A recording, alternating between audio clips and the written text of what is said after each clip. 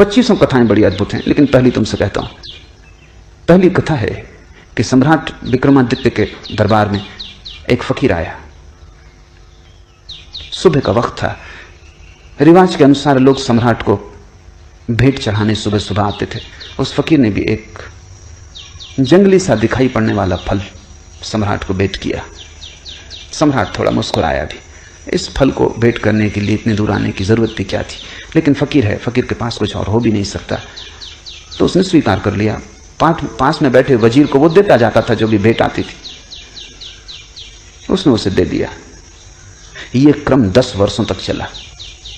वो फकीर रोज सुबह आता और रोज वही उसी तरह का फिर एक जंगली फल ले आता।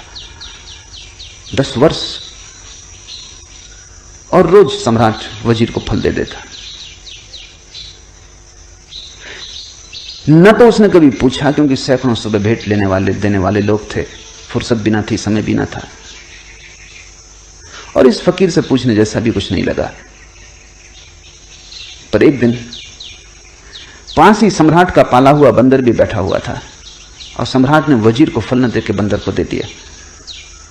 बंदर ने फल खाया और उसके मुंह से एक बहुत बड़ा हीरा जो फल में छिपा था नीचे गिर गया। सम्राट तो चौंका, इतना बड़ा हीरा तो उसने देखा भी नहीं था। वजीर से कहा कि बाकी फल कहां है? वजीर ने ये सोचा था कि जंगली फल है, पर फिर भी उसने सोचा कि सम्राटों के पास संभल के रहना पड़ता है, तो एक तलघरे में वो फेंकता जाता था, क्योंकि फलों का करोगे क्या, जंगली थे, खाने योग्य भी नहीं लगते थे, स्वाद भी ठीक नहीं था। तलघरा खोला गया, भयंकर बदबू से भरा था, क्योंकि सारे फल सड़ गए थे, लेकिन उन सड़े हुए फलों के बीच हीरे चमक रहे थे। ऐसे हीरे कभी सम्राट ने देखे नहीं थे। फकीर को कहा कि ये क्या राज, तुम क्या चाहते हो, किस लिए तुम 10 साल से ये भेंट ला रहे हो? और मैं कैसा अज्ञानी कि मैंने कभी देखा भी नहीं, मैंने समझा जंगली फल। उस फकीर ने कहा, होश ना हो तो जिंदगी ऐसे ही चूक जाती है, दूसरी समानांतर अर्थ की धारा शुरू होती। उस फकीर ने कहा, रोज ही जिंदगी लाती है, लेकिन जंगली फल समझ के तुम फेंकते चले जाते, और हर फल के भीतर हीरा छिपा है जैसा तुमने कभी देखा नहीं। खैर, जो हुआ हुआ, अब पीछे की तरफ मत जाओ, अन्यथा फिर तुम चूक जाओगे, और आगे की तरफ भी मत दौड़ो, क्योंकि मैं देखता हूं सपने दौड़ रहे हैं, क्योंकि इतने हीरे, दुनिया के तुम सबसे बड़े सम्राट हो गए।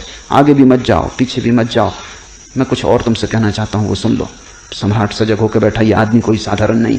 अब तक समझे कि फकीर, जिंदगी साधारण नहीं है, और जिंदगी ने तुम्हें जो दिया है वो बिल्कुल असाधारण, लेकिन तुम्हें होश नहीं। तुम हंसोगे कि 10 साल तक ये आदमी क्यों बेहोश रहा, तुम कई जन्मों से हो। राजा वीर विक्रमादित्य तुम भी हो, हजारों साल से तुम ऐसे ही बैठे हो, और जिंदगी रोज फल दिए जा रही। हर पल छिपा हुआ जीवन का हीरा तुम्हारे पास आता। अब ये कोई साधारण आदमी ना था, राजा संभल के बैठ गया। उसने कहा कि कहो, तुम्हारी एक एक बात सुनने जैसी। उसने कहा कि मैं 10 वर्ष से आ रहा हूं इसी प्रतीक्षा में कि किसी दिन तुम जागोगे, क्योंकि मैं एक ऐसा आदमी चाहता हूं जो वीर हो, वो तुम हो। इसलिए विक्रमादित्य का नाम है वीर विक्रमादित्य। सिर्फ 2 आदमियों को भारत ने वीर कहा है, एक महावीर को, एक विक्रमादित्य को। निश्चित तुम वीर हो, इसमें कोई शक शुबा नहीं, लेकिन काफी नहीं है वीर होना। इसलिए मैं चाहता था जब तुम जाग जाओ वर्तमान के प्रति, तब मेरे काम के हो सकते हो। अब दोनों बातें घट गई, अब तुम महावीर हो। होश और साहस। मैं एक बड़े महान तंत्र के कार्य में लगा हूं, उसमें मुझे एक ऐसे आदमी की जरूरत हो जो बहुत वीर हो, जिसे कोई चीज भयभीत न कर सके, और जो होशपूर्ण हो। अगर तुम तैयार हो तो आज अमावस की रात है, तुम सांझ मरघट पर पहुंच जाओ, मैं तुम्हें वहीं मिलूंगा। वो फकीर तो चला गया। सम्राट ने कई बार सोचा भी कि इस झंझट में पड़ना कि नहीं, लेकिन फिर ये तो कायरता होगी, और ये आदमी ऐसा है कि इसके साथ थोड़े दूर जाने जैसा है। पता नहीं, जैसे हम जंगली फल को फेंकते रहे, पता नहीं मरघट में कौन से स्वर्ग का या मोक्ष का द्वार खुल जाए। तो समझा बुझा के डर भी लगता था। बहादुर से बहादुर आदमी भी डरता है। तुम ये मत सोचना कि सिर्फ कायर डरते हैं, डरते तो बहादुर भी हैं। फर्क क्या है बहादुर और कायर में? बहादुर डरता है तो भी करता है, कायर डरता है भाग खड़ा होता है। डरते दोनों ही हैं, डरने के संबंध में कोई फर्क नहीं, क्योंकि जो डरे ही नहीं वो तो बहादुर भी क्या उसको कहना। वो तो लोहे लकड़ी का पत्थर का बना हुआ आदमी, वो बहादुर भी नहीं है। जो डरे ही ना, डर तो स्वाभाविक है, लेकिन बहादुर डर को किनारे पर रख देता और घुस जाता है, और भयभीत डर को सिर पर रख लेता, भाग खड़ा होता है। खैर आधी रात विक्रमादित्य पहुंच गया मरघट पर। बड़ा डर लगता था, बड़ी भयंकर रात थी, और साधारण रात नहीं मालूम होती थी, कभी मरघट आया भी नहीं था, महलों में ही सदा रात, अब मरघट सिर्फ शब्द ही था। तुम भी कभी रात अमावस की आधी रात मरघट जाओ, तब तुम्हें इस शब्द का अर्थ पता चलेगा, शब्दकोश में इसका अर्थ नहीं लिखा है। मरघट एक बड़ी अनूठी घटना है, चारों तरफ रहस्य, भय, खतरा, भूत प्रेत, चीख पुकार, और वो तांत्रिक फकीर अपना मंडल रच के बैठा है, नग्न, खोपड़ियां, एक जिंदा लाश को काट रहा है, उसने सब इंतजाम अपना कर रखा है जो उसे करना है। सम्राट से उसने कहा आ गए ठीक। यहां से थोड़ी दूर, वो दूर दिखाई पड़ने वाला जो वृक्ष है, वहां एक लाश लटकी हुई, तुम्हें उस लाश को वृक्ष से उतार के ले आना है, लेकिन ध्यान रखना, सजग रहना और शांत रहना, क्योंकि जरा चूके कि ये कृपाण की धार पे चलना है, जरा चूके कि गए, फिर मैं भी सहायता न कर सकूंगा। धड़कती छाती से विक्रमादित्य उस वृक्ष के पास पहुंचा। वहां बड़ा भय लगने लगा उसे, क्योंकि वहां कोई भी ना था, बिल्कुल अकेला था, और उस बड़े वृक्ष में लाशें लटकी हुई थी, एक नहीं 25। बड़ी बदबू आ रही थी। किसी तरह नाक को अवरुद्ध करके वृक्ष पर चढ़ा, हाथ पर कप रहे थे, वृक्ष पर चढ़ना मुश्किल था। किसी तरह उस लाश की डोरी काटी, वो लाश जमीन पे धम से नीचे गिरी, न केवल गिरी, खिलखिला के हंसी। विक्रमादित्य के प्राण छूट गए होंगे, सोचा था मुर्दा है तो जिंदा मालूम होता है, और जिंदा भी अजीब हालत में है। घबराया हुआ नीचे आया और उससे पूछा क्यों हंसे, क्या मामला है। बस इतना कहना था कि लाश उड़ी, वापस जाके वृक्ष से लटक गई, और लाश ने कहा कि शांत होना तो ही तुम मुझे उस फकीर तक ले जा सकोगे। तुम बोले, चुप गए। दोबारा लाश को काट के नीचे लाया। बड़ा मुश्किल था चुप रहना, क्योंकि जब आदमी को भय लगता तब वो कुछ बोलना चाहता, बोलने से भी थोड़ी राहत मिलती, गीत गुनगुनाने लगता है, थोड़ी हिम्मत बढ़ती, मंत्र पढ़ने लगता है, राम राम जपने लगता है, कोई सहारा चाहिए। अब बोलना भी नहीं, शांत भी रहना, भयंकर सन्नाटा और चारों तरफ मौत। शायद आदमी इसीलिए अतीत की सोचता है, भविष्य की सोचता है, क्योंकि डरता है। वर्तमान के क्षण में जीवन भी है और मौत भी, दोनों, क्योंकि वर्तमान में ही तुम मरोगे और वर्तमान में ही जीते हो। न तो कोई भविष्य में मर सकता है, न भविष्य में जी सकता है। तुम भविष्य में मर सकते हो, जब मरोगे तब अभी और यहीं वर्तमान के क्षण में मरोगे। आज मरोगे, कल तो कोई भी नहीं मरता। कल तो मरोगे कैसे, कल तो आता ही नहीं। जब मर नहीं सकते कल में, तो जियोगे कैसे। कल का कोई आगमन ही नहीं होता, कल है ही नहीं, जो है वो अभी और यहां। बोले कि चूक जाते हो, सोचे कि चूक जाते हो। बड़ा कस के उसने अपने को रोका। आदमी बहादुर था। मुर्दा नीचे फिर से काट के गिर पड़ा, भयंकर खिलखिलाहट की आवाज आई, छाती कप गई, नीचे उतरा, मुर्दे को कंधे पर रखा, चलने लगा। मुर्दे ने कहा सुनो, राह लंबी, रात अंधेरी, और तुम्हारा बोझ हल्का करने के लिए एक कहानी कहता हूं। ऐसी पहली कहानी। उसने कहा कि 3 युवक थे ब्राह्मण। ये विक्रमादित्य सुनना भी नहीं चाहता था, पढ़ना भी नहीं चाहता था चक्कर में, क्योंकि जब तुम सुनो तो पता नहीं बीच में बोल उठो या कुछ हो जाए, या कम से कम सुनने में लग जाओ, और जो तुमने संभाल रखा है अपने को वो चूक जाए, क्षण में चूक सकती है बात।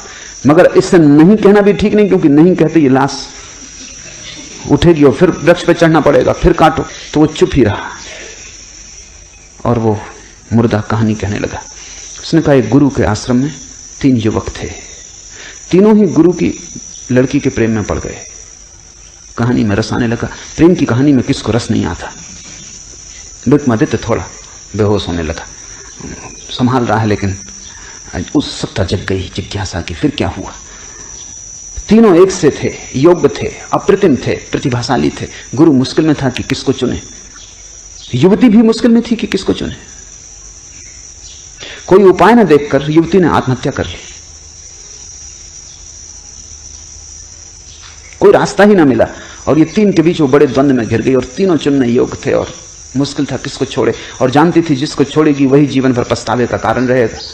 2 को छोड़ना ही पड़ेगा, 3 से तो विवाह हो नहीं सकता। बड़ी अड़चन थी, हल कोई था ना। हल न देख के आत्महत्या कर ली। लाश जलाई गई। एक युवक उन 3 में से तो मरघट पर ही उसी राख के पास रहने लगा, उसी राख की धुनी रमा लेता और वहीं बैठा रहता। दूसरा युवक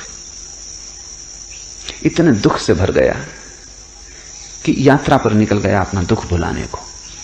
घूमता रहेगा संसार में, अब बसना नहीं है, क्योंकि जिसके साथ बसना था वही ना रही। अब घर नहीं बसाना, वो परिव्राजक हो गया, एक फकीर भटकता हुआ आवारा। और तीसरा युवक किसी आशा से भरा हुआ, क्योंकि उसने सुन रखा था कि ऐसे मंत्र भी हैं कि अस्थि पंजर को पुनरुज्जीवित कर दें। तो उसने सारी अस्थियां इकट्ठी कर ली, रोज उनको गंगा ले जाता, धो के साफ करता, फिर ले आकर रख लेता, उनकी रक्षा करता कि कभी कोई मंत्र का जानने वाला मिल जाए। वर्षों बीत गए। जो घूमने निकल गया था यात्रा पर, उसे एक आदमी मिल गया जो मंत्र जानता था। उसने उससे मंत्र सीख लिया, मंत्र का शास्त्र ले लिया, भागा। अब डरा, वो घबराया कि पता नहीं अब अस्थि पंजर बचे भी होंगे, क्योंकि वो तो कभी के फेंक दिए गए होंगे। लेकिन आके आश्वस्त हुआ, अस्थि पंजर बचाए गए थे, उनको संजो के रखा था उसके साथी ने। उसने मंत्र पढ़ा, वो युवती पुनरुज्जीवित हो गई, पहले से भी ज्यादा सुंदर, मंत्र सिक्त, उसकी देह स्वर्ण जैसी, अभी अभी ताजी, जैसे कमल का फूल अभी अभी खिला हो। फिर कलह शुरू हो गई, क्या वो किसकी? अब तक सम्राट भी भूल चुका था कि वो क्या कर रहा है, और ये सुनने में लग गया था जैसा तुम सुनने में लग गए। उस मुर्दे ने पूछा कि सम्राट गौर से सुनो, क्योंकि फिर झगड़ा खड़ा हो गया। अब सवाल है कि इन 3 में से युवती किसकी? तुम्हारा क्या ख्याल है? और अगर तुम्हारे भीतर उत्तर आ जाए, और तुमने अगर उत्तर न दिया तो तुम इसी क्षण मर जाओगे। हाँ, उत्तर ना आए कोई हर्जा नहीं, बड़ा मुश्किल है उत्तर का ना आना। आदमी का इतना बस थोड़ी है अपने मन पर। कोई बुद्ध पुरुष हो तो ना आए, ठीक है, सुन लिया प्रश्न, उत्तर ना आया, कोई हर्जा नहीं। विक्रमादित्य बड़ी मुश्किल में पड़ा, उत्तर तो आ रहा है। बुद्धिमान आदमी था, तर्कनिष्ठ था, समझदार था, शास्त्र पढ़े थे, तर्क साफ था। अब वो बड़ी मुश्किल में पड़ गया। उसने कहा कि बोल, अगर उत्तर आ रहा है तो बोल, अन्यथा इसी वक्त मर जाए। तो उसने कहा उत्तर तो आ रहा है, इसलिए बोलना ही पड़ेगा। उत्तर में से ये आ रहा है कि जिसने मंत्र पढ़ के युवती को जगाया वो तो पिता तुल्य है, उसने जन्म दिया, इसलिए वो विवाह नहीं कर सकता, वो तो कट गया। जिसने अस्थियां संभाली और रोज गंगा में स्नान कराया वो पुत्र तुल्य है, कर्तव्य है, सेवा, उससे शादी नहीं हो सकती। प्रेमी तो वही है जो धुनी रमाए, राख लपेटे, भूखा प्यासा मरघट पे बैठा रहा, न कहीं गया न कहीं आया। विवाह तो उसी से। लाश छूटी, जाके वृक्ष से फिर लटक गई, क्योंकि ये आदमी बोल गया। ऐसी 25 कहानियां चलती। जीवन में तुम चूकते हो जब भी मूर्छा पकड़ लेती, जब भी तुम होश खो देते हो, जब भी जागे हुए नहीं होते, तत्क्षण जीवन का सूत्र हाथ से छूट जाता है। जब भी तुम जरा से अशांत हो जाते हो, विचार की तरंगें चल जाती, तभी जीवन का सूत्र हाथ से छूट जाता है। क्योंकि विचार की तरंग और तुम वर्तमान से च्युत, इधर उठी तरंग, उधर तुम हटे वर्तमान से। वो विक्रमादित्य हार गया। वो फिर ऐसी 25 कहानियां चलती हैं पूरी रात, और हर बार चूकता जाता है, हर बार चूकता जाता है। 25वीं कहानी पर संभल पाता है। हर कहानी में ज्यादा हिम्मत बढ़ती है, साहस बढ़ता है, ज्यादा देर तक रोकता है, ज्यादा देर तक विचार की तरंगें नहीं कंपित करती। 25वीं कहानी आते आते कहानी चलती रहती है। विक्रमादित्य सुनता रहता है, भीतर कुछ भी नहीं होता। जीवन एक तैयारी है, यहां बहुत कुछ है तुम्हें उलझा लेने को। बाजार है पूरा, मीना बाजार, वहां सब तरफ बुलावा है, उत्सुकता को, जिज्ञासा को, मनोरंजन को। प्रश्न है, विचार की सुविधा है, सोच विचार का उपाय है, चिंता का कारण है, सब तरह के उलझाव हैं। अगर तुम इस सारे संसार से ऐसे गुजर जाओ जैसे विक्रमादित्य उस मरघट से बिना बोले चुप और जागा हुआ 25वीं कहानी पे गुजर सका,